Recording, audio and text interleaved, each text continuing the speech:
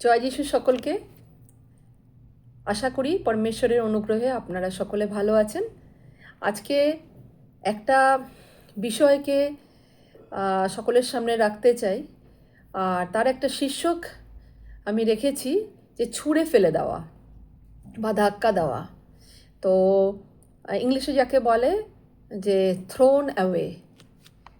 তো আমরা দেখেছি, আমরা আমরা যদি দেখি যে আমরা জীবনে অনেক সময় আমাদের প্রচুর ধাক্কা খেতে হয়, এবং এমন কোনো মানুষ নেই যারা নাকি কখনো আমাদের শত্রু ধাক্কা দেয়নি এবং আমরা পড়ে যাইনি। এরকম ঘটনা হতেই পারে না। আমরা আমাদের পুরো একটা জীবনে আজ পর্যন্ত অনেকবার হয়তো পড়ে গেছি, এবং অনেকবারই পড়ার পরে ব্যালেন্স হারিয়েছি, এবং আমরা উঠেও দাঁড়িয়েছি।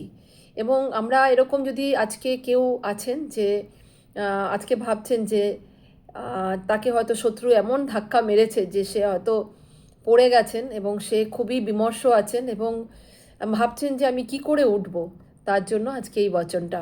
চলুন ছোট্ট প্রার্থনার মাধ্যমে এই বাক্যকে আমি শুরু করি। হে স্বর্গের পিতা, তোমাকে ধন্যবাদ দিই যে তুমি আজকে একটা নতুন বিষয়কে আমাদের সামনে প্রকট করতে যাচ্ছ। একটা কিছু বাক্যের মাধ্যমে তুমি আমাদের জীবনে অনেক কিছু শেখাতে চাইছো প্রভু। যদি এমন কোনো ভাই বোন থাকেন যারা নাকি ডেভিল, যাদের প্রচুর ধাক্কা মেরেছে এবং যারা পড়ে গেছে, যাদের ব্যালেন্স হারিয়ে গেছে, যারা দুঃখী আছেন এবং যারা ভাবছেন আমি কি করে এখান থেকে বেরোবো, প্রভু তাদের জন্য আজকের বচন যেন প্রভু আশা নিয়ে আসে এবং প্রত্যাশা নিয়ে আসে এবং তাদের ছুটকারাকে নিয়ে আসে। প্রভু যিশুর সামর্থ্যের নামে প্রার্থনা করলাম, শুনে নাও পিতা, আমেন। আচ্ছা, শুরু করছি হচ্ছে যিশাইয়ার ভাববাদীর পুস্তকে 14 নম্বর অধ্যায়ের 12, 13, 14 থেকে। বাক্যতে লেখা আছে, হে প্রভাতী তারা, উষানন্দন, তুমি তো স্বর্গভ্রষ্ট হইয়াছ।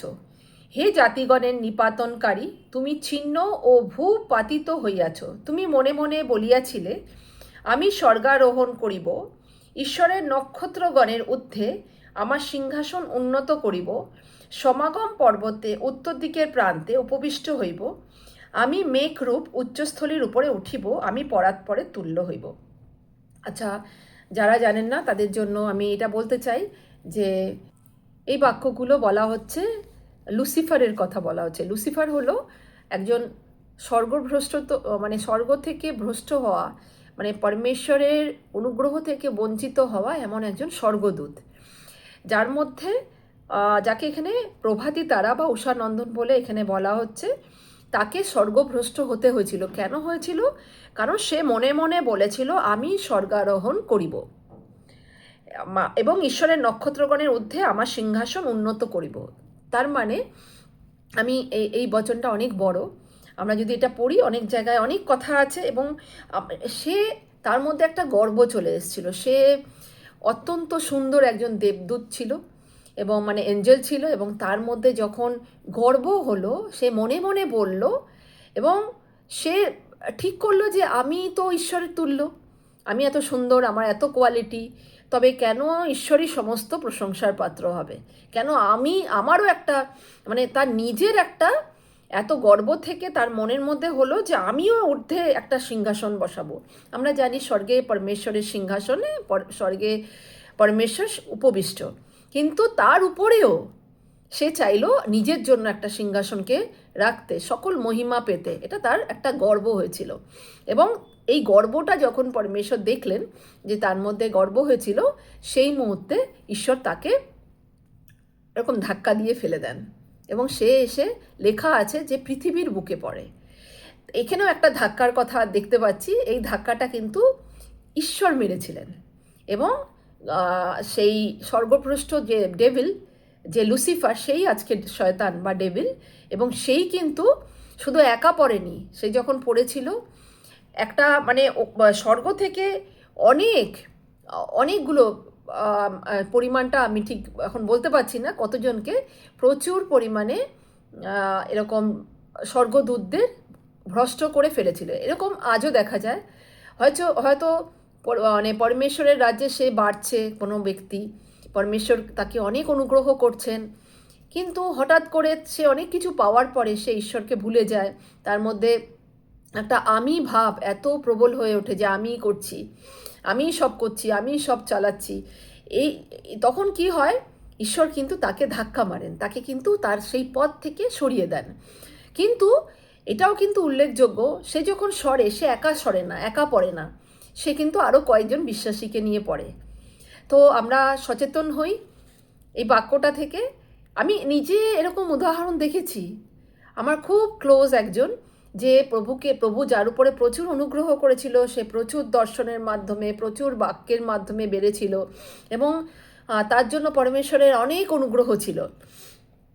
সে কিন্তু একদিন হঠাৎ করে কোনো একটা বিষয়ে প্রার্থনার উত্তর না পাওয়ার জন্য, আরও কিছু কিছু বিষয়ের জন্য সে কিন্তু সরে যায় পরমেশ্বরের রাজ্য থেকে। এবং সে যখন সরে যায়, সে একা সরে না, তারও যে কয়জন ক্লোজ বিশ্বাসী ছিল তাদেরকেও সে কিন্তু ভ্রমিত করে। তো আমরা যেন সতর্ক থাকি এরকম বিশ্বাসীদের থেকে, যারা শুধু নিজেরা পড়ে না, তারা কিন্তু অনেককে নিয়ে পড়ে। আচ্ছা, এবার আমি পরের বাক্যে আসছি। এবার দ্বিতীয় বচন নিয়ে আসছি। সেই বাক্য হচ্ছে আদি পুস্তকের 37 নম্বর অধ্যায়ে 2 আর 3 পড়ব। এখানে লেখা আছে আদি পুস্তকের, আচ্ছা, আদি পুস্তকে আমরা দেখেছি যে আরেকজন ভ্রষ্ট হয়েছিল, সে হচ্ছে আদম আর হবা।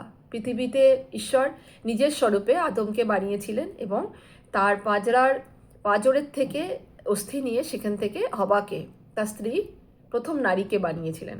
কিন্তু আমরা সকলেই কম বেশি জানি যে হবা যে ছিলেন, সে শত্রু মানে শয়তানের কথায় বিশ্বাস করে ভ্রমিত হয় এবং সে একটা নিষিদ্ধ ফলকে, জ্ঞানবৃক্ষে, খেয়ে ফেলে, এবং যার জন্য তাকে এবং আদমকে ঈশ্বরের অনুগ্রহ থেকে বাইরে চলে যেতে হয়। তাকে এদনের উদ্যান থেকে বাইরে ধাক্কা দিয়ে বের করে দেওয়া হয়। এটাও এক ধরনের পতন, এটাও একটা ধাক্কা। মানে ঈশ্বর কিন্তু না চাই, মানে ঈশ্বর তো খুব ভালোবাসতেন, আর আদম আর হবার সঙ্গে রোজ চলাফেরা করতেন এবং তাদের সঙ্গে ভালো সময় কাটাতেন। কিন্তু যেই মুহূর্তে তারা সেই নিষিদ্ধ ফলটিকে খেয়ে ফেলে, ঈশ্বরের ক্রোধ এই জন্য আসে, অনাজ্ঞাবাহিতা। কারণ ঈশ্বর চান কি আমরা আজ্ঞাবাহী থাকি, আমরা ওবিডিয়েন্ট থাকি। এটা কিন্তু একটা নেচার, মানুষেরও নেচার। অনেক সময় আমরা আমাদের সন্তানদের জন্য তাই চাই কি আমাদের সন্তানরা আমাদের কথা শুনুক। কারণ আমরা যতক্ষণ পিতামাতার কথা শুনে চলি, আমি বলছি না যে সব পিতামাতা একদম সঠিক, কিন্তু সব পিতামাতাই মনে করেন যে আমার সন্তানরা যদি আমার কথা শুনে চলে তো সে ঠিক থাকবে তার রাস্তায়। ঠিক তেমনি ঈশ্বরের একটা কোয়ালিটি, এটা আমাদের মধ্যে এসছে। আর ঈশ্বর মনে করতেন যে উনি যেটা মানা করেছেন সেটা আমরা শুনবো। কিন্তু আদম হবা শোনেননি এবং তাদেরকে এদনের উদ্যান থেকে ধাক্কা দিয়ে বের করে দেওয়া হয়েছিল। তো এটাও একটা আদমের পতন না? এবং আজকে মানে আদমের জন্য কিন্তু পুরো মানব জাতি পাপে পতিত হয়েছিল, কারণ এটা একটা পাপ, অনাজ্ঞাবাহিতা, মানে ডিসওবিডিয়েন্স, কাউকে না মানা, হ্যাঁ, যার অধীনে আছে তার কথা না মানাটাও কিন্তু একটা পাপ, এবং ঈশ্বর এটাকে কিন্তু মানে গণ্য করেছিলেন পাপের মধ্যেই। আদি পুস্তকের 37:2-3 প্রথমে পড়ব।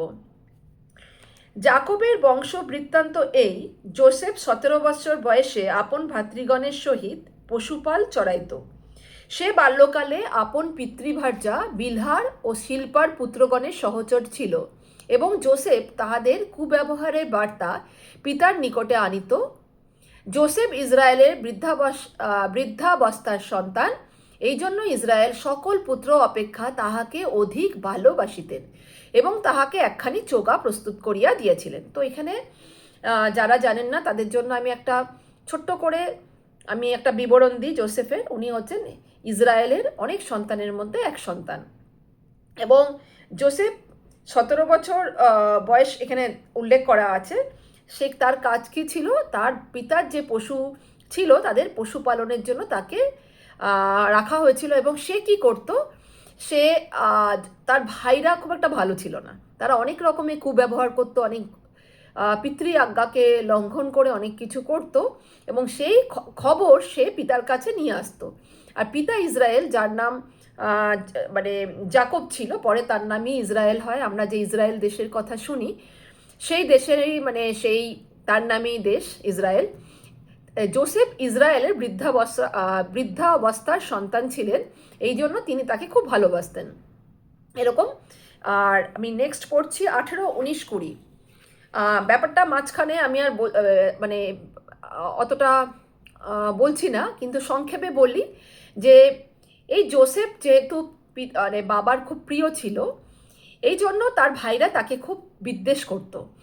আর এর সঙ্গে সঙ্গে জোসেফের একটা কোয়ালিটি ছিল, সে স্বপ্ন দেখত, এবং সেই স্বপ্নগুলো কিন্তু মামুলি স্বপ্ন হতো না, এবং তারাও জানতো সেটা। সেই স্বপ্নগুলো ম্যাক্সিমামই এটাই দেখাতো যে একদিন জোসেফকে পরমেশ্বর অনেক উপরে তুলবেন, এবং সেটা শোনার পর থেকে তার ভাইরা তাকে খুবই অপছন্দ করত। এবং একদিন কি হলো আমি সেটাই পড়বো 18 থেকে। তাহারা দূর হইতে তাহাকে দেখিতে পাইল, এবং সে নিকটে উপস্থিত হইবার পূর্বে তাহাকে বধ করিবার জন্য ষড়যন্ত্র করিল। কাহারা? এটা হচ্ছে জোসেফের অন্যান্য ভাইরা, যারা বাইরে পশুপালনের জন্য পশুপাল নিয়ে সিকিমে গেছিল, মানে পশুপালন করতো তো ওরা না, তো পশু নিয়ে চড়াতে নিয়ে যেত, তো সিকিমে নিয়ে গেছিল, এবং তার সঙ্গে খাদ্য নিয়ে পাঠিয়েছিল তার বাবা ইসরায়েল জোসেফকে, যে ভাইদের কাছে পাঠিয়েছিল। এবং সে জোসেফের তখন খুব কম বয়স ছিল, 17-18 বছর বয়স হবে, এবং সে খাবার নিয়ে যখন গেল, তো ভাইরা দূর থেকে তাকে দেখে একটা ষড়যন্ত্র করলো, এবং পরস্পর বলল, ওই দেখো স্বপ্নদর্শক মহাশয় আসিতেছে। এখানে একটা বিদ্বেষ। তো আজকেও আমরা এই ধরনের বিদ্বেষ দেখতে পাই। হয়তো আমাদের মধ্যে কোনো ভাই বোনের মধ্যে এরকম কোনো বরদান পরমেশ্বর দিয়েছেন, যার থেকে আমরা স্বপ্ন দেখি বা আমরা অনেক কিছু দর্শন দেখি, এবং সেটা অনেকের সামনে আমরা বলে ফেলি, এবং যখন বলি তখন যারা ওটা বুঝতে পারেন না, বা যাদের ওই ডিসার্নিং স্পিরিট নেই যে আমি ঠিক বলছি, বা আমরা যেটা বলছি সেটা ঈশ্বরের থেকে, তখন কি করে, তারা পিছনে পিছনে তাদের বদনাম করা শুরু করে, এবং তাদের একদম পছন্দ করে না, বিদ্বেষ করে, কারণ তাদের মধ্যে ওই কোয়ালিটিটা পরমেশ্বর দেননি, এটা একটা বরদান। তো তারা বিদ্বেষ করা শুরু করে, এবং তার পিছনে তাকে নিয়ে অনেক কথা বলা শুরু করে। যদি আমরা কেউ এরকম ধরনের কোনো অ্যাটিটিউড রাখি কোনো পরমেশ্বরের জনের উপরে, আমরা সতর্ক হই, আমরা যেন তার সম্বন্ধে এরকম না করি। কারণ বচনে লেখা আছে যে প্রভু যিশু বলেছিলেন যে তুমি আমার বদনাম করো, ঠিক আছে, কিন্তু পবিত্র আত্মার যখন বদনাম করো তো তার কোনো ক্ষমা নেই।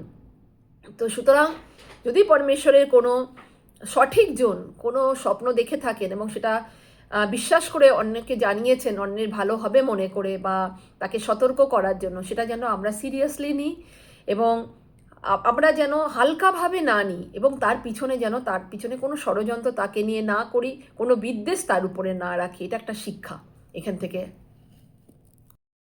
এরপরে তার ভাইরা একটা কাজ করে, খুব খারাপ কাজ করে। তারা বলে, আসো আমরা উহাকে বধ করিয়া একটা গর্তে ফেলিয়া দিই। মানে কি ভয়ঙ্কর ব্যাপার, একদম মেরে ফেলবে বলে প্ল্যান করে। কিন্তু জোসেফের বড় ভাই রুবেন তাদেরকে বলে যে তোমরা ওকে মেরে ফেলো না, চলো আমরা ওকে গর্তের মধ্যে ফেলে দিই, এমনিই ফেলে দিই। তো কী করে তাহারা, সে রুবেন বলেন যে তোমরা রক্তপাত করিও না, উহাকে প্রান্তরের এই গর্তের মধ্যে ফেলিয়া দাও, কিন্তু উহার উপরে হস্ত তুলিও না। এইরূপে রুবেন তাহাদের হস্ত হইতে তাহাকে উদ্ধার করিয়া পিতার নিকটে পাঠাইবার জন্য চেষ্টা করিল। তো রুবেন এখানে এদের মধ্যে বেটার ছিল, তো ও চেষ্টা করলো যাতে ভাইকে বাঁচাতে পারে। পরে জোসেফ আপন ভাতৃগণের নিকটে আসিলে তাহারা তাহার গাত্র হইতে সেই বস্ত্র এবং সেই চোকাখানি খুলিয়া ফেলিল, যেটা নাকি তার বাবা তাকে দিয়েছিল, প্রিয় পুত্রকে দিয়েছিল, সেটা খুলে ফেললো, এবং তাকে ধরিয়া গর্তের মধ্যে ফেলিয়া দিল। ইংলিশে আছে থ্রোন অ্যাওয়ে, ছুঁড়ে ফেলে দেওয়া। তো কি সাংঘাতিক যে নিজের ভাইকে গর্তের মধ্যে ফেলে দিল। আমরা একটু মন দিয়ে শুনি গর্তটা কেমন ছিল। সেই গর্ত শূন্য ছিল, তাহাতে জল ছিল না। পরে তাহারা আহার করিতে বসিল এবং চক্ষু তুলিয়া চাহিল, আর দেখো গিলিয়াদ হইতে একদল ইসমালীয় ব্যবসায়ী লোক আসিতেছে। তো আমরা কি দেখছি? গর্তের মধ্যে ফেলে দেওয়া হয়েছে, গর্তটা শূন্য, ড্রাই, কোনো কোনো ঘাস নেই। কোনো যদি ঘাস থাকতো তার ব্যথা কম লাগতো, এমন ধাক্কা মেরে ফেলা হলো তাকে। তো আমরা যদি চিন্তা করে দেখি কতটা ড্রাই ল্যান্ডের উপর তাকে ফেলা হলো, তো উঁচু থেকে, তার কতটা ব্যথা লাগলো।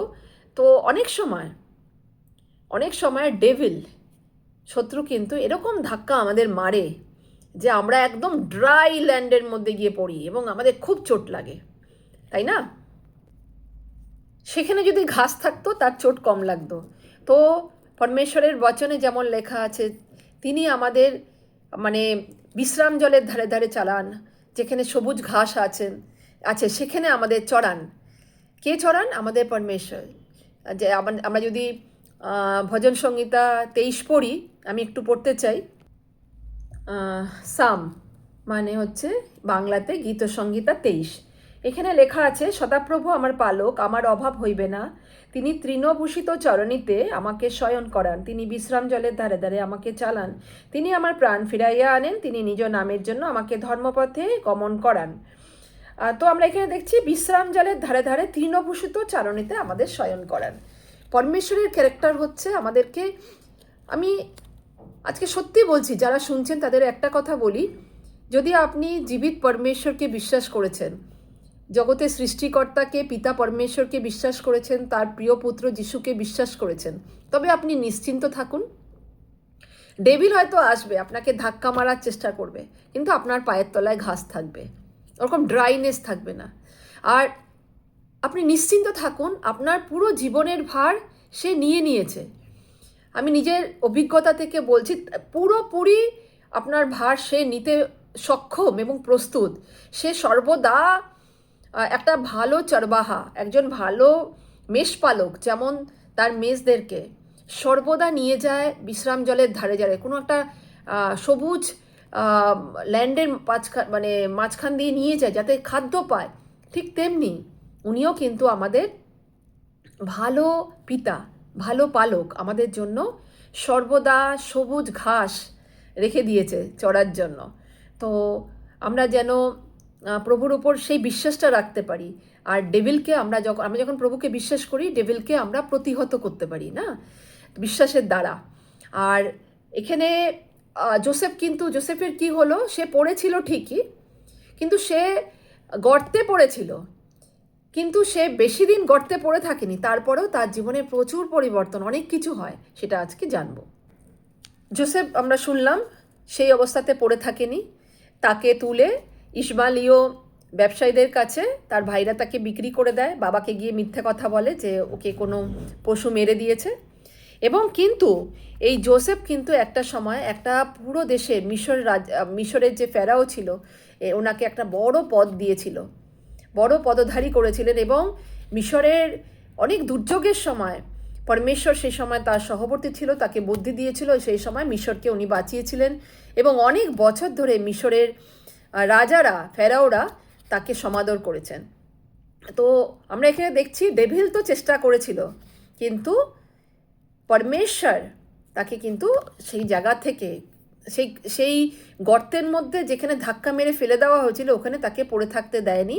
সেখান থেকে ডেভিলের চক্রান্তকে পুরো ভালোর জন্য পরিবর্তিত করে দিয়েছিলেন।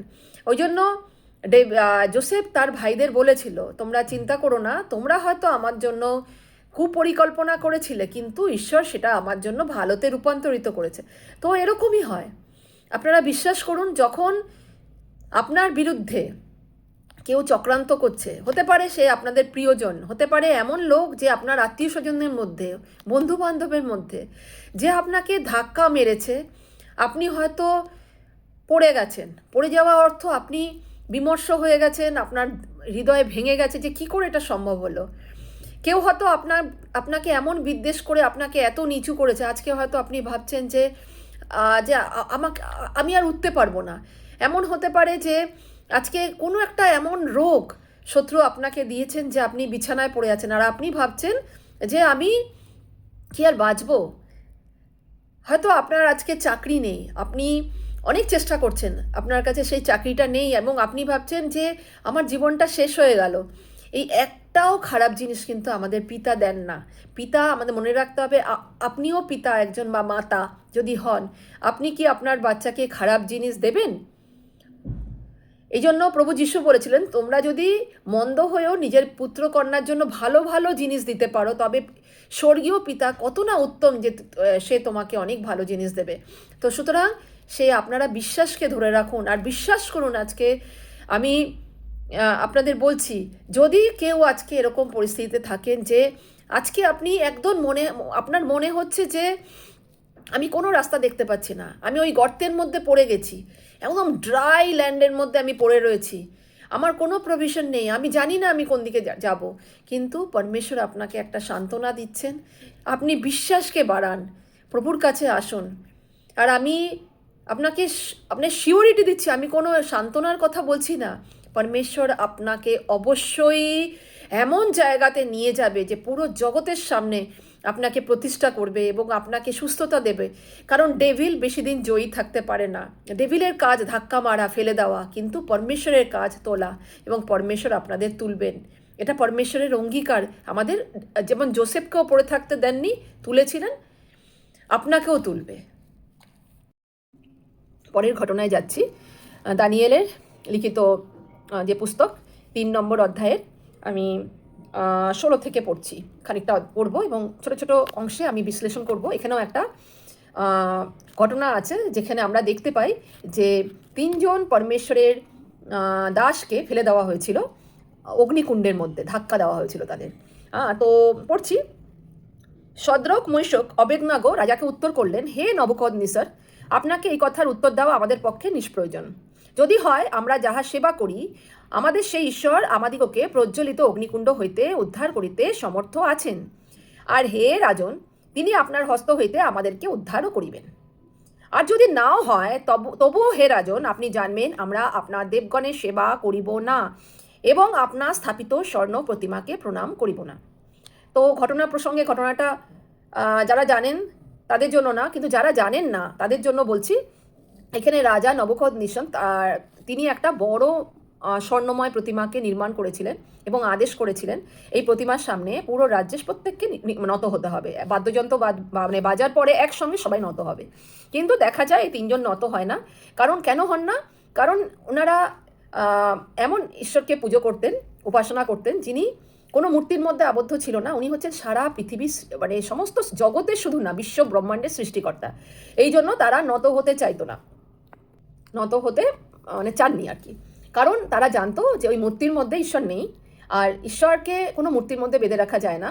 ওই জন্য আর তাদের এই আদেশ ছিল যে মানে তারা মূর্তির সামনে নত যেন না হয়। এবং তারা এই জন্য তারা বলেন যে আমরা নত হব না, তার জন্য আপনি যদি চান আমাদের যে কোনো শাস্তি অগ্নিকুণ্ডেও ফেলে দিতে পারেন, কিন্তু আমরা যে ঈশ্বরের পুজো করি, উপাসনা করি, সে আমাদের সেই অগ্নিকুণ্ড থেকে আমাদের রক্ষা করতে সামর্থ্যী। আর যদি নাও করেন তবে কোনো ব্যাপার নয়, তবুও আপনি যেটা বলছেন আমরা করব না। তো একটা ছোট্ট প্রশ্ন আজকে করি, যারা আমরা বিশ্বাসী তাদের জন্য প্রশ্নটা, যারা জানেন না, যারা বিশ্বাস করেন না প্রভু যিশুকে, তাদের জন্য না, কিন্তু যারা প্রভুকে জেনেছেন, যারা সর্বশক্তিমান পরমেশ্বর পিতার আরাধনা প্রতিনিয়ত করেন, তাদের কাছে আমার একটা প্রশ্ন, যে তারা কি আজও, যখন আমরা পরমেশ্বরকে জেনে গেছি, তারপরেও কি আমরা বিভিন্ন মূর্তির সামনে নত হই? আমরা কি লোকের ভয়ে নত হই? তো যদি নত হই তবে আমরা এটা যেন না করি, কারণ পরমেশ্বর যেটা চান না সেটা আমাদের করা উচিত নয়। চলুন দেখি এরপরে কি হয়। তখন নবুকদনেসর প্রচণ্ড ক্রোধিত হয়। আমি জায়গাটা পড়ছি না, এবং ইনি আদেশ দেন অগ্নিকুণ্ডকে যেন 7 গুণ বেশি উত্তপ্ত করা হয়। তো আমি 20 থেকে পড়ব। আর তিনি আপন সৈন্যের মধ্যে কতগুলি বীর্যবান পুরুষকে আজ্ঞা দিলেন, যেন তাহারা শদ্রক, মৈশক ও আবেদনগোকে বাঁধিয়া প্রজ্বলিত অগ্নিকুণ্ডে নিক্ষেপ করেন। আজকে যে বিষয়টা নিয়ে আমরা শুনছি সেটা হচ্ছে নিক্ষেপ করা, মানে ছুঁড়ে ফেলে দেওয়া। তো তাদের কি করা হয়? ওই উত্তপ্ত অগ্নিকুণ্ডের মধ্যে 3 জনকে রাজার আজ্ঞাকে অমান্য করার জন্য ফেলে দেওয়া হয়। এবং কি হয় শুনুন তারপরে। মানে ফেলে দেওয়ার কথা আদেশ করা হয়। তখন ওই পুরুষেরা আপন আপন জামা আংরাখা পরিচ্ছদ প্রভৃতি বস্ত্র শুদ্ধ বদ্ধ হইলেন এবং প্রজ্বলিত অগ্নিকুণ্ড মধ্যে নিক্ষিপ্ত হইলেন। আর রাজার আজ্ঞা প্রচণ্ড ও অগ্নিকুণ্ড অতি উত্তপ্ত ছিল। তৎপ্রযুক্ত যে পুরুষেরা শদ্রক মৈশক ও অবেদনগকে নিক্ষেপ করিল তাহারাই অগ্নিশিখায় হত হইল। আর শদ্রক মৈশক ও অবেদনগ এই 3 ব্যক্তি বদ্ধ হইয়া প্রজ্বলিত অগ্নিকুণ্ডের মধ্যে পতিত হইলেন। তো আমরা কি দেখতে পাচ্ছি, রাজা তো আদেশ করলেন অগ্নিকুণ্ডের মানে অগ্নিকুণ্ডকে আরও উত্তপ্ত করার জন্য, তার মধ্যে সব কিছু ঢেলে দেওয়া হলো যাতে নাকি আরও আগুন আরও বেশি বিকট আকার ধারণ করে, এবং তাদেরকে বস্ত্র পরিয়ে ভালো করে বাঁধা হলো। এটা একটা দেখবেন যে আগে নিক্ষেপ করার আগে তাদেরকে বাঁধলো, 3 জনকে একসঙ্গে দড়ি দিয়ে বেঁধে তারপরে ফেলা হলো। তো অনেক সময় আমাদের না শত্রু অনেক সময় ফেলার আগে বাঁধে। তো আমি এখানে বাধা বলতে এরকম বন্ধনের কথা বলছি যে বিভিন্ন জায়গায় আমাদের বাধা মানে আত্মিক বন্ধনে ফেলে। হয়তো আমাদের একটা ভালো বিশ্বাসী জীবন ছিল, ভালো চলছিল, হঠাৎ করে আমাদের সংসারের অভিলাষায় আমরা বদ্ধ হয়ে গেলাম, আমাদের প্রার্থনা কমে গেল, এবং আমরা যে প্রভুকে এত ভালোবাসতাম এবং তাকে সর্বদা স্মরণ করতাম, সবসময় বাক্য পড়তাম, সারাদিনে জগতের জন্য সকলের জন্য প্রার্থনা করতাম, হঠাৎ করে সেগুলো বন্ধ করে আমরা জগতের যে ট্র্যাপ পাতা রয়েছে, শত্রু যে ট্র্যাপ তৈরি করে রেখেছে, সেটা অভিলাষার ট্র্যাপ হতে পারে, কোনো ব্যভিচারের ট্র্যাপ হতে পারে, আমরা তার মধ্যে বদ্ধ হয়ে গেলাম। এরকম অনেক আমি মানে উদাহরণ দেখেছি, মানে শুনেছিও, যে তারা কিন্তু খুব ভালো বিশ্বস্ত এবং তারা পরমেশ্বরের কাজও করছে, কিন্তু ওই অভিলাষার চক্রে পড়ে প্রথমেই শত্রু তাদেরকে আত্মিকভাবে বেঁধে ফেলে, এবং তারপরে প্রথমে বাঁধলে পরে আমরা কমজোর হয়ে যাই, আমাদের প্রার্থনার জীবন কমে যায়। আর প্রার্থনা আমাদের শক্তি দেয়। তো আর প্রার্থনা যখন বন্ধ করে দিই, যখন অভিলাষাতে চলতে থাকি, পৃথিবীর জগতের অভিলাষাতে, তখন আমরা ঈশ্বরের থেকে দূরে হয়ে যাই, তখন শয়তান আমাদের ধাক্কাটি মারে। এবং এখানে দেখছি যে অগ্নিকুণ্ডের মধ্যে ধাক্কা, তো তখন এরকমই ডেভিল ওয়েট করে থাকে, যখন আমাদের বাঁধতে পারে বিভিন্ন অভিলাষায়, আমরা সেই ট্র্যাপে পড়ে যাই, তখন তার সুবিধা হয় আমাদের এরকম অগ্নিকুণ্ডে নিক্ষেপ করার মতো আমাদের সহজ হয়। আমরা সাংসারিক অভিলাষার সে অগ্নিকুণ্ডে ঝাঁপিয়ে পড়ি, এবং যারা নাকি যিশুকে ডাকি, যারা সেই সময়ও ডাকি, তারা কিন্তু হয়তো পড়ার পরে আমরা যখন আমাদের চৈতন্য হয় যে আমি তো এই ভুলটা করেছি, আমি তো মানে আমার তো ডাকা উচিত ছিল, তখনও যদি আমরা ডাকি প্রিয় ভাই বোনেরা, তখনও কিন্তু পরমেশ্বর আমাদের সেই অগ্নিকুণ্ড থেকে বের করতে সামর্থ্যী। কারণ কি হয়, এরপরে আমরা পড়ছি, তখন রাজা নবুকদনেসর চমৎকৃত হইলেন। এটা হচ্ছে দানিয়েল 3 24টা পড়ছি আর 25। তখন রাজা নবুকদনেসর চমৎকৃত হইলেন ও সত্বর উঠিলেন। তিনি আপন মন্ত্রীদিগকে কহিলেন, আমরা কি 3 জন পুরুষকে বাঁধিয়া অগ্নিবদ্ধে নিক্ষেপ করি নাই? তাহারা উত্তর করিয়া রাজাকে কহিলেন, হ্যাঁ রাজা। তখন রাজা কহিলেন, দেখো, আমি 4 ব্যক্তিকে দেখিতেছি, উহারা মুক্ত হইয়া অগ্নির মধ্যে গমনাগমন করিতেছে, উহাদের কোনো হানি হয় নাই। আর 4র্থ ব্যক্তির মূর্তি দেবপুত্রের সদৃশ্য। তো ওইখানে কি দেখছিস, আমরা কি দেখছি? হালেলুয়া, প্রভুর মহান নামে ধন্যবাদ করি। আমরা দেখছি নবুকদনেসর যেটা দেখলেন সেটা হলো, উনি আপন চক্ষু দিয়ে দেখলেন 3 জনকে ফেলা হয়েছিল অগ্নিকুণ্ডে, সেখানে 4 জন ঘুরে বেড়াচ্ছেন এবং বদ্ধ করে ফেলা হয়েছিল যাতে ওরা চলাফেরা না করতে পারে, কিন্তু তাদের কোনো সেই বন্ধন নেই, তারা বন্ধন মুক্ত হয়ে গেছে এবং তারা চলে ফিরে ঘুরে বেড়াচ্ছে। এবং তাদের মাঝখানে আরেকজন পুরুষ আছে যাকে দেখতে দেবপুত্রের সদৃশ্য, উনি হলেন প্রভু যিশু, পরমেশ্বর পিতার পুত্র যিশু। তখন নবুকদনেসর সেই প্রজ্বলিত অগ্নিকুণ্ডের দুয়ারের কাছে গিয়া বলিলেন, হে পরাৎপর ঈশ্বরের দাস শদ্রক মৈশক ও অবেদনগো, বাহির হইয়া আসো। তখন তাহারা অগ্নির মধ্য হইতে বাহির হইয়া আসিলেন, এবং সকালে বের হয়ে আসার পরে তাদের শরীরকে পরীক্ষা করা হলো, তাদের শরীরে কোথাও দগ্ধ হয়নি, কোনো পোড়েনি শরীর, এবং তাদের মানে অদ্ভুতভাবে তাদের যে বস্ত্র তারা পরেছিল কিচ্ছু পরেনি, শুধুমাত্র যে বন্ধন দেওয়ার জন্য যে রজ্জু দিয়ে, যে দড়ি দিয়ে তাদেরকে বাঁধা হয়েছিল, সেই দড়িগুলো পড়ে গেছিল, সেগুলো নেই। এবার আপনারা বলুন, এটা এই বচনটা কিসের জন্য? এটা এই আমাদের তসল্লি বলবো যে পরমেশ্বর বলছেন, যদিও তোমরা মাঝে মাঝে বাধায় আটকে পড়ো, কোনো অভিলাষা হতে পারে, কোনো এমন বন্ধন বা এমন কোনো ব্যভিচারের বন্ধন, কোনো পাপের বন্ধন, তখন যখন পরমেশ্বরের অনুপস্থিতির জন্য তোমাদের পড়তে হয় অগ্নিকুণ্ডের মধ্যে, পরীক্ষার মধ্যে দিয়ে পড়তে হয়, সেই সময়ও জানবেন সেই অগ্নিকুণ্ডের মধ্যে আমাদের যিশু আছেন এবং তিনি আমাদের এত ভালোবাসেন, সেই অগ্নির মধ্যে তিনি প্রবেশ করবেন এবং সেই অগ্নি থেকে যদি আপনি সেই সময় ডাকেন এবং বিশ্বাস সেই সময়ও রাখেন, আপনার বিশ্বাস যদি ফিরে আসে, তবে তিনি আপনাকে সেই অগ্নিকুণ্ড থেকে বের করে নিয়ে আসবে।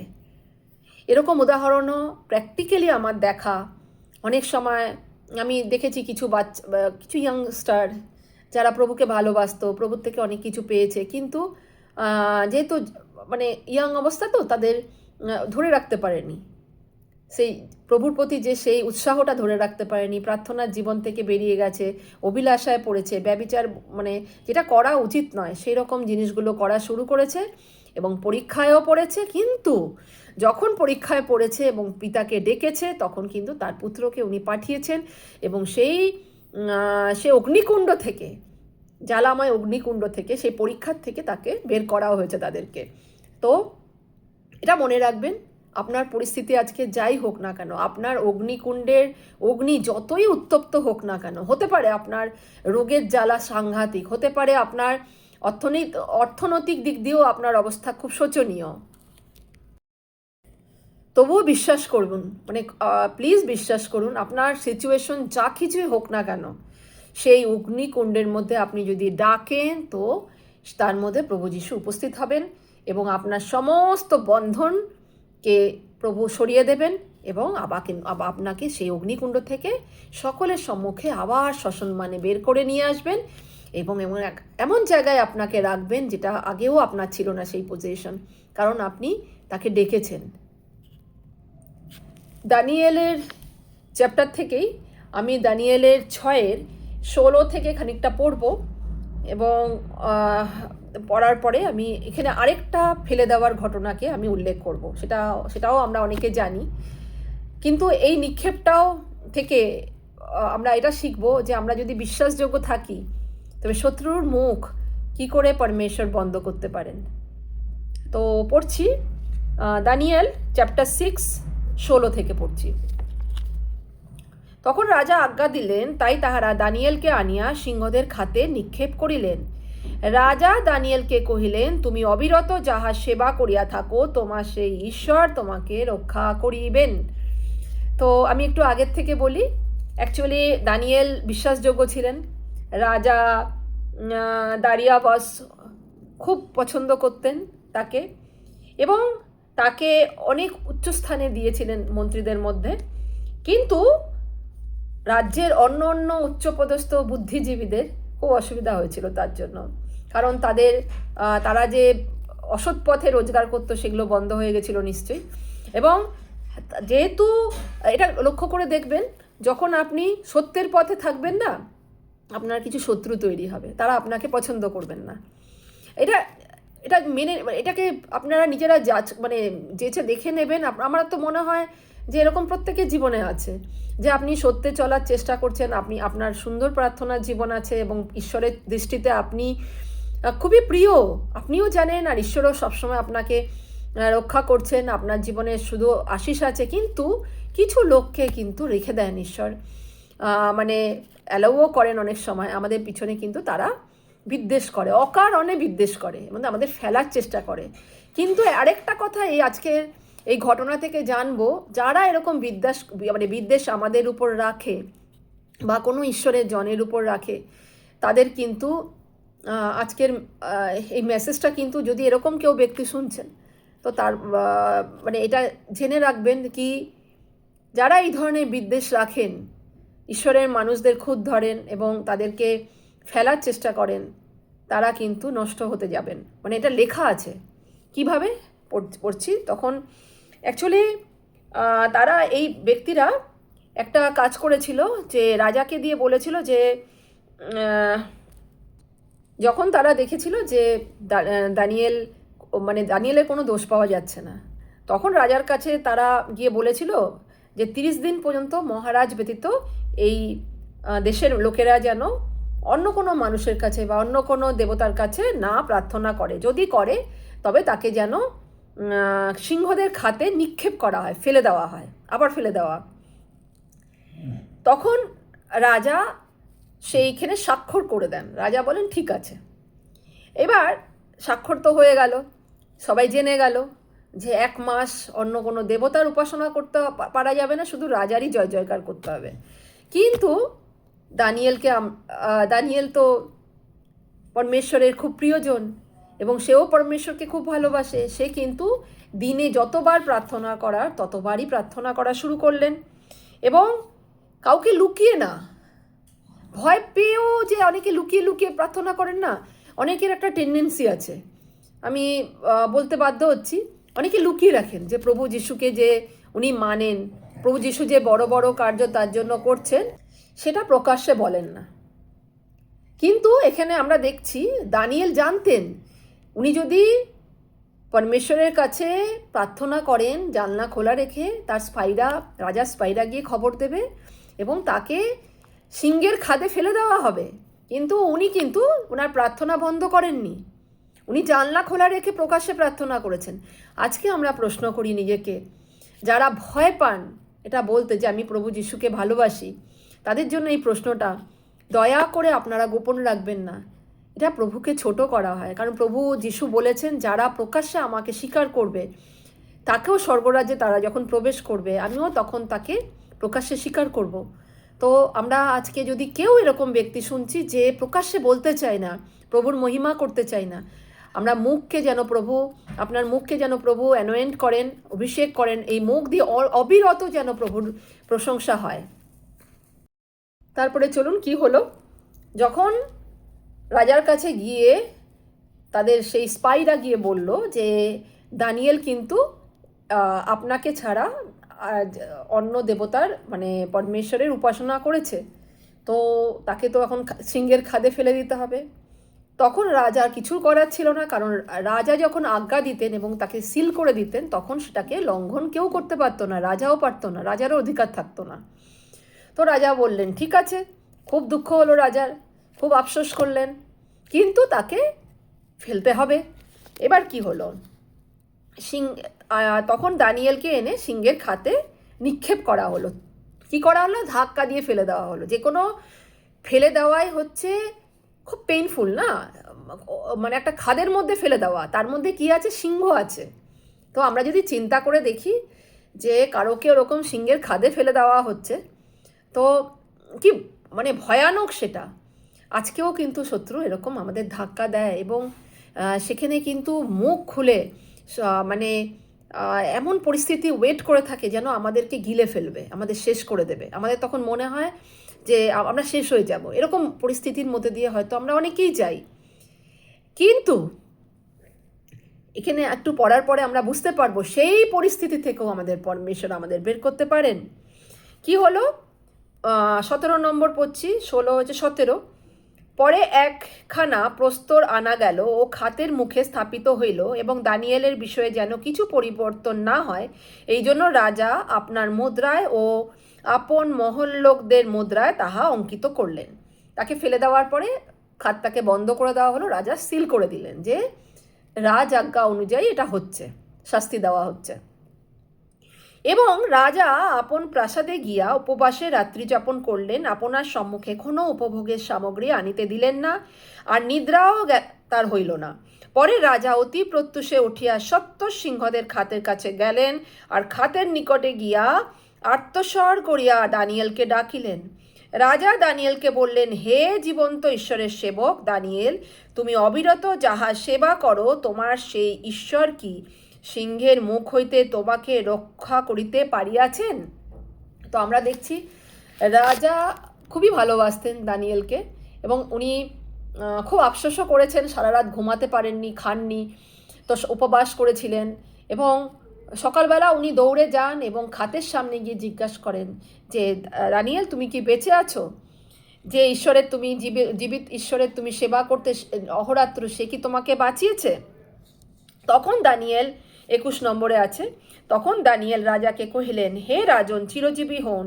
আমার ঈশ্বর আপন দূত পাঠাইয়া সিংহগণের মুখ বদ্ধ করিয়াছেন।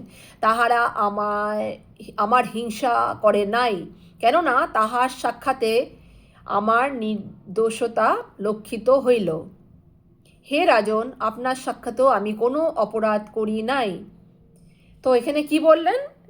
যে উত্তর দিলেন দানিয়েল যে ঈশ্বর আপন দূত পাঠাইয়া সিংহগণের মুখকে বদ্ধ করেছেন।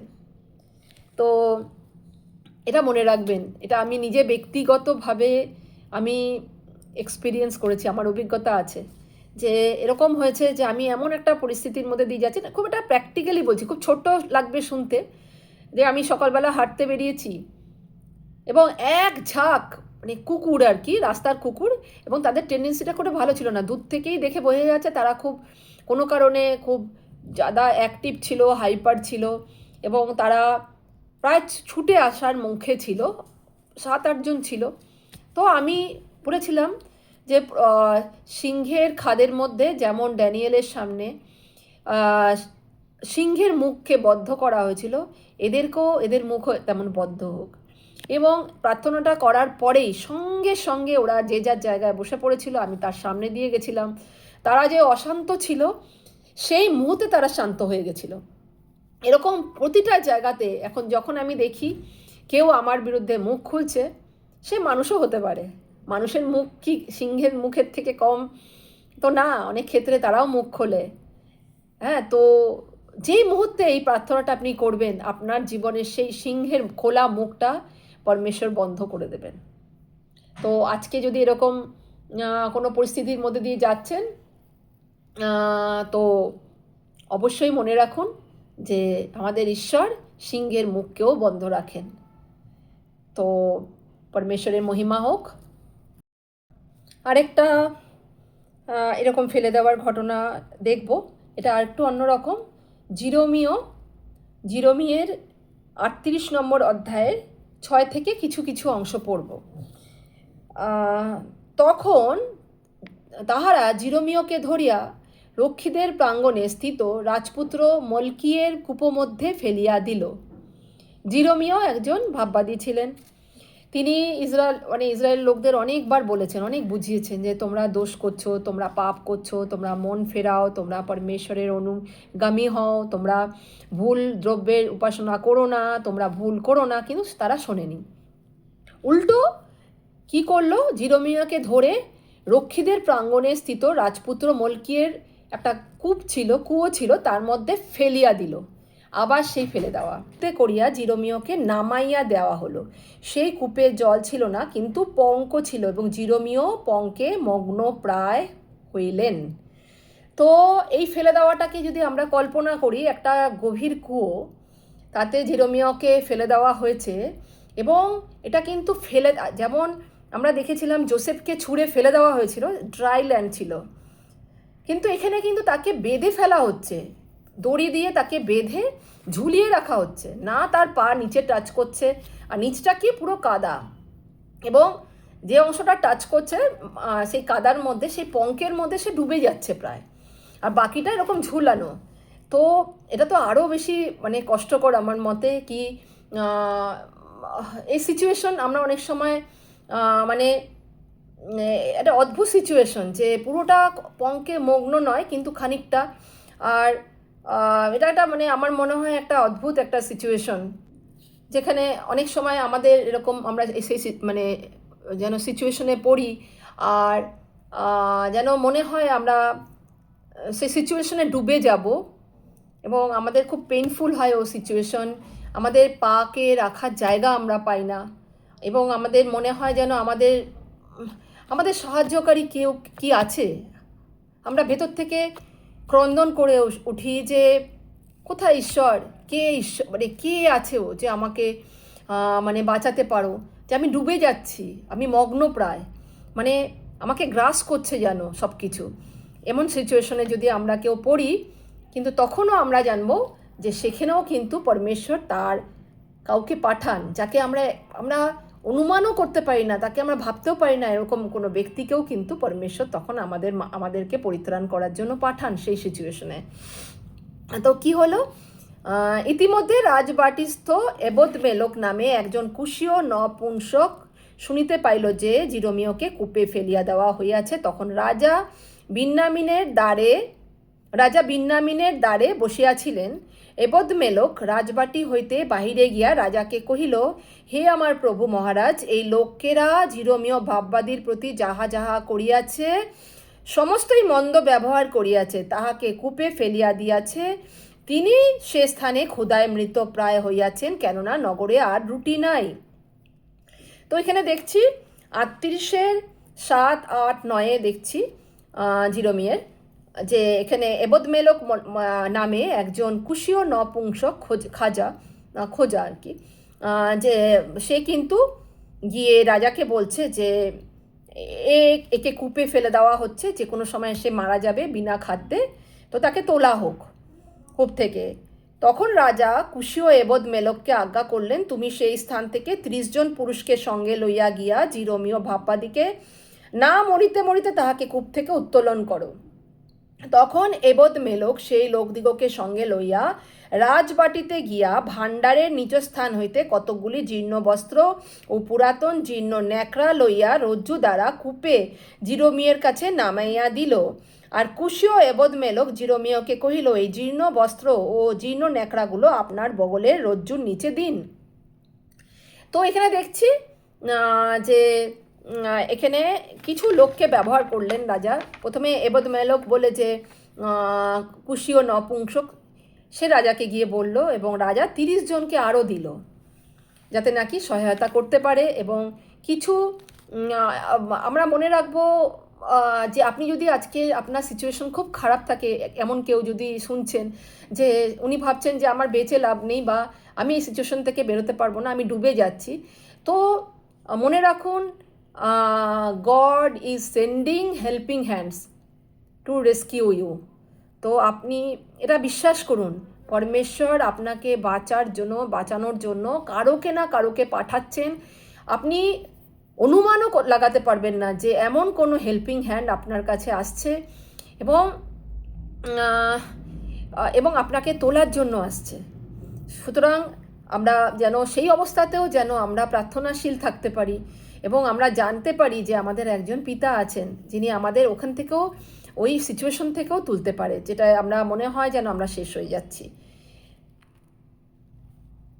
একটা ঘটনা যেটা জোনাতে আছে, আমরা জানি জোনা বলে একজন ভাববাদী ছিলেন, এবং তাকেও কিন্তু পরমেশ্বর নিনবিতে যেতে বলেছিলেন, কারণ নিনবি ধ্বংস করে দেবেন বলে পরমেশ্বর ঠিক করেছিলেন। এবং জোনাকে বলা হয়েছিল সে গিয়ে যেন সকলের কাছে সে মানে সুসমাচার দেয় এবং মন ফেরানোর কথা বলে। কিন্তু জোনা সেই কার্যটাকে না করে তর্সিসে পালাতে যাচ্ছিল জাহাজে করে, এবং জাহাজে প্রচণ্ড ঝড় ওঠে, এবং সে যখন ঘুমিয়ে থাকে তখন লোকেরা তাকে তোলে এবং জিজ্ঞাসা করে, চলো আমরা গুলিবাট করে দেখে নিই যে কার দোষে এই ঝড়টা এসছে, প্রচণ্ড ঝড়। তখন গুলিবাটে যখন তার নাম ওঠে এবং সে তখন স্বীকার করে নেয় যে হ্যাঁ, আমার দোষে এই ঝড়টা উঠেছে, কারণ পরমেশ্বর আমাকে নিনবিতে যেতে বলেছিলেন, আমি তর্সিসে যাচ্ছিলাম, পরমেশ্বরের আজ্ঞাকে আমি লঙ্ঘন করেছি। তখন তাকে কিন্তু সমুদ্রের উত্তাল তরঙ্গে তাকে ফেলে দেওয়া হয়। ও নিজে বলেছিলেন যে আমাকে ফেলে দাও। এবং সেই ঘটনাটা হওয়ার পরে লোকেরা যখন তাকে ফেলে দেয় সমুদ্রে, ঈশ্বর কিন্তু সেখানেও একটা সহায়তা পাঠিয়েছিলেন। হয়তো অনেকের কাছে বিশ্বাসযোগ্য মনে হবে না, কিন্তু প্রভু যিশু এই ঘটনাটাকে সত্যি বলেছেন। একজন বড় বৃহৎ মাছকে, হোয়েলের মতো বড় মাছকে পাঠানো হয়েছিল, এবং সেই মাছ জোনাকে গিলে ফেলেছিল, এবং তাকে নিয়ে গিয়ে নিনবিতেই মুখ থেকে বের করে দিয়েছিল। সে 3 দিন ছিল ওই মাছের পেটে, এবং সেখানে বসে সে প্রার্থনা করেছিল। এবং এর থেকে আমরা এটাই শিখছি, আজকে যদি পরমেশ্বর আমাদের কোনো আজ্ঞা দেয়, কোনো কিছু করার কথা বলে, তবে আমরা যেন জোনার মতো না পালাই, আমরা যেন সেইখান থেকে না পালাই, আমরা যেন পরমেশ্বরের আজ্ঞাকে পালন করার চেষ্টা করি। আর আমরা যদি শুরু করি, পরমেশ্বর সেই কার্যকে শেষ করবেন। আর একটা ঘটনার কথা উল্লেখ করবো, এরকম ফেলে দেওয়ার ঘটনা।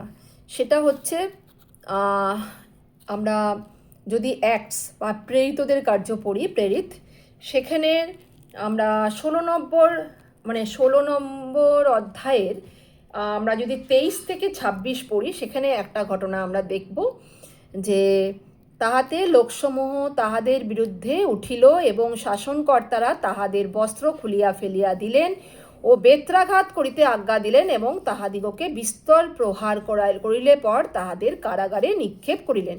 কাদের কথা বলা হচ্ছে?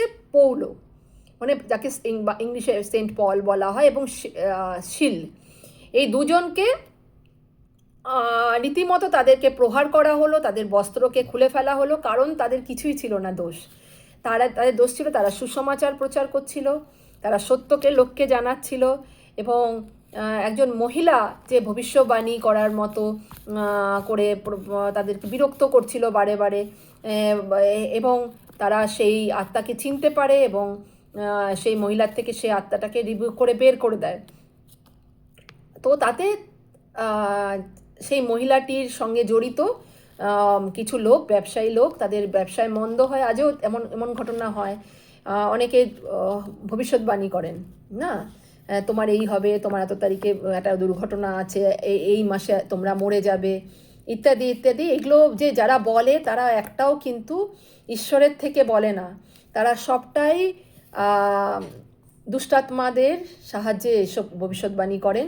এবং সেই আত্মাকে পল চিনতে পেরেছিলেন এবং তাকে ধমক দিয়ে বের করে দিয়েছিলেন ওখান থেকে, এবং মেয়েটি ফ্রি হয়ে গেছিল, মেয়েটা ডেলিভারেন্স পেয়ে যায়। কিন্তু তাতে যারা রোজগার করতো তাদের অসুবিধা হয় এবং পল আর শিলকে তারা কারাগারে ফেলে। কি করে ফেলা হলো দেখুন, বলছে শাসনকর্তারা প্রথমে কি করলো, বস্ত্র খুলিয়া ফেলিয়া দিল, বেত্রাঘাত করতে আজ্ঞা দিল এবং তাদের বিস্তর প্রহার করলেন এবং কারাগারে নিক্ষেপ করা হলো। এখানে কিন্তু কারাগারে রেখে দেওয়া হলো এই কথা লেখা নেই, নিক্ষেপ কথাটার অর্থই হচ্ছে ছুঁড়ে ফেলে দেওয়া।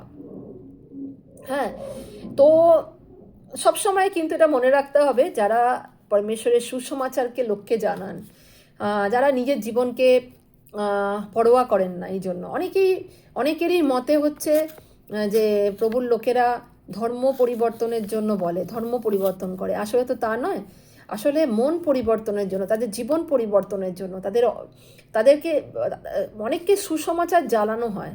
তো প্রথমে আমাদের মনে রাখতে হবে, যখনই আমাদের এই ধরনের কাজে আমরা বেরোবো, একটা বাধা কিন্তু আসতে পারে। তো আমরা কি দেখছি, 23 আমরা দেখলাম যে তাদেরকে নিক্ষেপ করা হলো এবং সাবধানে রক্ষা করিতে কারারক্ষককে আজ্ঞা দিলেন। এই প্রকার আদেশপ্রাপ্ত হইয়া সে তাহাদিগকে ভিতর কারাগারে বদ্ধ করিল এবং তাহাদের পায়ে হাড়িকাঠ দিয়া রাখিল। কি করা হলো, তাদের পাগুলো কাঠ দিয়ে আটকে দেওয়া হলো। আপনি যদি চিন্তা করে দেখেন, কোনো কয়েদিকে যদি পাগুলোকেও কোনো জায়গায় ফিক্স করে দেওয়া হয়, কোনো কাঠের সঙ্গে বেঁধে দেওয়া হয় বা হাড়ি কাঠের মধ্যে আটকে দিয়ে লক করে দেওয়া হয়, সে তো উঠেও এপাশ ওপাশ করতে পারবে না, তারা কোথাও যেতে পারবে না, মানে কতটা মুশকিলের না। এবং তাদেরকে ওরমভাবে রাখা হলো বদ্ধ করে। কিন্তু মধ্যরাত্রে পৌল ও শিল প্রার্থনা করিতে করতে ঈশ্বরের উদ্দেশ্যে স্তোত্র গান করিতেছিল এবং বন্দীগণ তাহাদের গান কান পাতিয়া শুনিতেছিল। তখন হঠাৎ মহাভূমিকম্প হইল, এমনকি কারাগারের ভিত্তিমূল কাঁপিয়া উঠিল, আর অমনি সমস্ত দ্বার খুলিয়া গেল ও সকলের বন্ধন মুক্ত হইল। তাহাতে কারারক্ষক নিদ্রা হইতে জাগিয়া উঠিয়া ও কারাগারের দ্বার সকল খুলিয়া গিয়াছে দেখিয়া খড়গ নিষ্কোষ করিয়া আপনাদের প্রাণ নষ্ট করিতে উদ্যত হইল, কারণ তারা মনে করেছিল বন্দীগণ পালিয়ে গেছে। তো এখানে অনেকগুলো ঘটনা আছে। আমরা দেখছি যে তাদেরকে বেত্রাঘাত করা হয়েছিল, তাদের বস্ত্র খুঁড়ে মারা হয়েছিল, তাদেরকে কারাগারের মধ্যে নিক্ষেপ করা হয়েছিল, ছুঁড়ে ফেলে দেওয়া হয়েছিল, পাগুলোকে বদ্ধ করে রাখা হয়েছিল, কিন্তু হাতগুলো খোলা ছিল। প্রথম পয়েন্ট, যখন আপনি সুসমাচারের পাদুকা পড়ে এখানে ওখানে যাবেন, সুসমাচার মানুষকে জানাবেন, তাদের জীবন পরিবর্তন যখন হবে, তখন কিন্তু শয়তানের খুব প্রবলেম হবে। তখন কিন্তু সে চেষ্টা করবে প্রথমে আপনার পাটাকে বাঁধতে, যাতে আপনি এমন হয়ে যান বিভিন্ন রকমের। আমি পা বাঁধা মানে এই নয় যে এরকম কেউ চেন দিয়ে পাটাকে বেঁধে রাখছে, কিন্তু আপনার এমন এমন সমস্যা তৈরি করবে সে, যাতে আপনি সময় না পান, আপনি ওখানে মনোনিবেশ না করতে পারেন, ঈশ্বরের দেওয়াই কাজটা আপনি না করতে পারেন। হ্যাঁ, আপনাকে এটা বেঁধে দেওয়া হবে। এমনও হতে পারে কখনো কখনো সত্যকে বলার জন্য, সকলকে জানানোর জন্য সেটাকে মানে কি করা হবে, অপরাধ বলে গণনা করা হবে এবং আপনাকে এরকম কারাগারে নিক্ষেপ করা হতে পারে। হ্যাঁ, এবং এখানে তাদেরকেও তো প্রায় বিনা অপরাধে নিক্ষেপ করা হয়েছিল, কিন্তু পল আর শিলের একটা জিনিস ছিল, তার মধ্যে প্রভুর প্রতি অসীম মানে ভালোবাসা, আরাধনা তারা রাত্রিবেলা করা শুরু করলো। আপনি চিন্তা করুন, আপনার যদি পা এরম বদ্ধ থাকে, আপনাকে যদি এত বেত্রাঘাত করা হয়েছে, আপনার তার মানে সারা গায়ে ব্যথা, হয়তো ব্যথার চোটে তাদের জ্বরও এসছে, অনেক কিছু হতে পারে, কিন্তু সেখানে শুয়ে শুয়ে তারা বলতে পারতো যে কি হবে আর প্রভুর পথে চলে, কি হবে তাদের সুসমাচার সকলকে জানিয়ে, লোকে তো আমাদের বেত্রাঘাত করলো, আমাদের তো এরম বেঁধে রেখেছে, কারাগারে নিক্ষেপ করা হয়েছে। কিন্তু তারা কি করলো, তারা হাতগুলো খোলা ছিল, হাত তুলে তারা প্রার্থনা আরাধনা, মুখ খোলা ছিল, মুখ খুলে আরাধনা প্রার্থনা শুরু করলো। এবং সেই সময় যখন এর গভীর আরাধনা প্রার্থনা চলছে, তখন একটা মহা ভূমিকম্প হলো। তো অনেক সময় মনে রাখবেন যে আপনার পরিস্থিতি হয়তো এমন খুব দুঃখময় একটা পরিস্থিতি, যেখানে আপনার প্রার্থনা করতে ইচ্ছাই করবে না, কিন্তু সেই সময়ও যদি আপনি প্রার্থনা শুরু করেন, দুঃখকে পাশে রেখে পরমেশ্বরের গৌরব এবং ধন্যবাদ দেওয়া শুরু করেন, সেই মুহূর্তে কিন্তু অদ্ভুত কিছু কাজ হবে। এখানে ভূমিকম্প হয়েছিল, তাদের বন্ধনগুলো খুলে গেছিল। আপনার জীবনেও যত বন্ধন আছে, শত্রু যেখানে বন্ধন দিয়ে রেখেছে, আপনাকে বদ্ধ করে রেখেছে, সমস্ত বন্ধন পরমেশ্বরের অনুগ্রহে খুলে যাবে। এবং আপনি যখন অবিরত সেই অবস্থায় প্রার্থনায় থাকবেন, এরপরে কিন্তু আপনার ছুটকারা আসবে, আপনি আর ওই অবস্থায় থাকবেন না। আপনি মানে এটা আমি আপনাকে এই সিওরিটি দিচ্ছি, দুঃখের অতি দুঃখময় অবস্থাতেও, পরিস্থিতিতেও, যখন আমাদের মানে ঈশ্বরকে ধন্যবাদ দিতেও ভালো লাগে না যে কেন আমার সঙ্গে এরকম হলো, কেন হচ্ছে, তখনও যদি আপনি ফেইথফুল থাকেন এবং বিশ্বাসকে ধরে রেখে আপনারা আরাধনায় এবং প্রার্থনায় রত থাকতে পারেন এবং ধন্যবাদ দিতে পারেন অবিরত, সেই সময় কিন্তু আমরা সেই ছুটকারাকে দেখব, যেটা আমরা অনেক দিন পাইনি। এবং সে অবস্থাতে আমাদেরও অনেক সময় ছুটকারা হয় এবং আমরা অনেকের মানে ছুটকারার কারণ হতে পারি। তো পরমেশ্বর আমাদের এরকমই সকলকে বন্ধন মুক্ত করুন এবং ব্যবহার করুন। আর আমরা তো অনেকগুলো ঘটনা দেখলাম, এই ঘটনাগুলোতে আমরা দেখলাম যে শত্রু আমাদেরকে বদ্ধ করে, অনেক সময় আমাদেরকে ধাক্কা মারে, অনেক সময় আমাদের ফেলে দেওয়ার, আমাদের নষ্ট করার চেষ্টা করে, আমাদের জীবনকে শেষ করে দেওয়ার চেষ্টা করে, অসময়ে আমাদেরকে অনেক টেনশন দেওয়ার চেষ্টা করে, কারণ সে জানে আমাদেরকে প্রভু খুব ভালোবাসে, আর সে চায় কি আমরা নষ্ট হয়ে যাই, আমাদের বিশ্বাস নষ্ট হয়ে যাক। কিন্তু এই শত্রুকে কিন্তু একজন ধাক্কা মারতে পারে। যেমন শুরুতে এই যখন বচন শুরু করেছিলাম, যখন আমরা দেখেছি লুসিফার, যে যার গর্ব হয়েছিল, যে স্বর্গদূত ছিল, যাকে পরমেশ্বর ধাক্কা মেরে ফেলে দিয়েছিল, সে নিচে পৃথিবীতে পড়েছিল, এবং সেই ঈশ্বরের এবং ঈশ্বর পুত্রেরই অধিকার আছে সেই শত্রুকে ধাক্কা মারার, অতল মানে গহ্বরে ফেলে দেওয়ার জন্য। এবং সেটা কোথায় আছে লেখা, তার জন্য রিভেলেশন, প্রকাশিত বাক্যের 20 নম্বর অধ্যায়ের 10টা পড়ছি। 20 নম্বর অধ্যায়, ইংলিশে রিভেলেশন আর বাংলাতে প্রকাশিত বাক্যর 20 নম্বর অধ্যায়ের 10 আর 10টাই পড়ছি, 10 নম্বর ভার্স। আর তাহাদের ভ্রান্তিজনক দিয়াবল মানে হচ্ছে শয়তান, অগ্নি ও গন্ধকের হ্রদে নিক্ষিপ্ত হইল, যেখানে ওই পশু ও ভক্ত ভাববাদীও আছেন, আর তাহারা যুগ পর্যায়ের যুগে যুগে দিবারাত্র যন্ত্রণা ভোগ করিবে। তো এখানে দেখা যাচ্ছে, এখানে একটা দর্শন সেন্ট জন পেয়েছিলেন, ওখানে দেখেছেন উনি যে গন্ধক ও অগ্নির হ্রদে দিয়াবলকে ফেলে দেওয়া হচ্ছে। সেই দিয়াবল লুসিফার হিসেবে যখন সে ছিল, স্বর্গ থেকে তাকে ধাক্কা মেরে ঈশ্বরই ফেলেছিল, সেই দিয়াবলকে একটা সময় আসবে যে সময় তাকে একমাত্র তাকে ওখানে নিক্ষেপ করা হবে, এবং সেই কাজটা কিন্তু আমাদের ঈশ্বর পুত্রের দ্বারাই হবে। এবং একটা কথা মনে রাখতে হবে, যখন আমরা অনেক সময় প্রার্থনা করি, অনেক প্রার্থনায় অনেকে বলেন যে আমাদের পরমেশ্বর অথরিটি দিয়েছেন। সত্যি অথরিটি দিয়েছেন, আমাদের অনেক অথরিটি দিয়েছেন। পরমেশ্বর যিশু, পরমেশ্বরের পুত্র যিশু বলেছিলেন যে আমি যেমন বড় বড় কার্যগুলো করছি, তার থেকেও বড় কার্য তোমরা করবে। কিন্তু একটা কথা মনে রাখতে হবে যে দিয়াবলকে ধাক্কা মারা বা দিয়াবলকে অতল সাগরে গিয়ে পড়ো বা এরকম মানে যে অগ্নি ও গন্ধকের হ্রদে নিক্ষিপ্ত হও বলে আজ্ঞা দেওয়ার অধিকার কিন্তু আমাদের নেই। তাকে মানে দিয়াবলকে বা ডেভিলকে নষ্ট করার একমাত্র অধিকার কিন্তু ঈশ্বর পুত্রের আছে। তো সুতরাং আমরা যেন আমাদের অধিকারের লিমিটেশনটাও মনে রাখি, এবং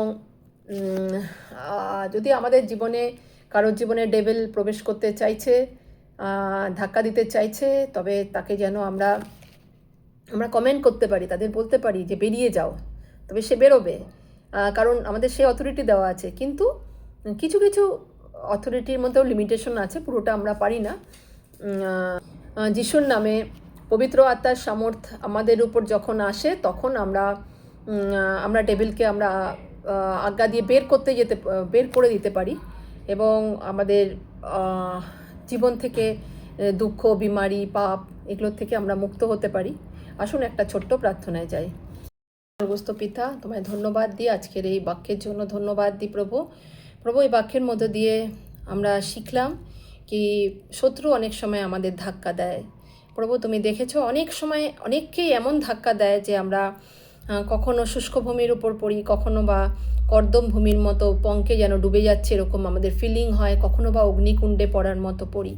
কিন্তু তুমি আমাদের যে অথরিটি দিয়েছো, সেই অথরিটির কে কাজে লাগিয়ে প্রভু যিশুর সামর্থ্যের নামে আমি বলছি, যদি এই গ্রুপে কেউ শুনছে, কোনো শ্রোতাদের ভাই বোনের মধ্যে এমন কেউ আছে যার মধ্যে যে এরকম তার মনে হচ্ছে তার সিচুয়েশন তাকে শেষ করে দেবে, মনে হচ্ছে সে যদি কেউ এমন থাকে, সে কোনো এমন পাপ করেছে বা এমন কোনো দোষ করেছে যেটা নাকি তার নিজেরই মনে হচ্ছে যে আমি কি করে এর থেকে বেরোবো, বা এমন কোনো পরিস্থিতি আছে কারোর জীবনে, বা এমন কোনো রোগ আছে কারোর জীবনে যে সে ভাবছে আমি শেষ হয়ে যাব, প্রত্যেকের এই পরিস্থিতির জন্য দায়ী যে শত্রু, তাকে আমি প্রভু যিশুর নামে আজ্ঞা দিচ্ছি তাদের জীবন থেকে বের হয়ে যাওয়ার জন্য, এবং তাদের জীবনে একটা নতুন অধ্যায় শুরু হোক। প্রত্যেকে প্রভু যিশুর সামর্থ্যের নামে চাঙ্গাই পাক।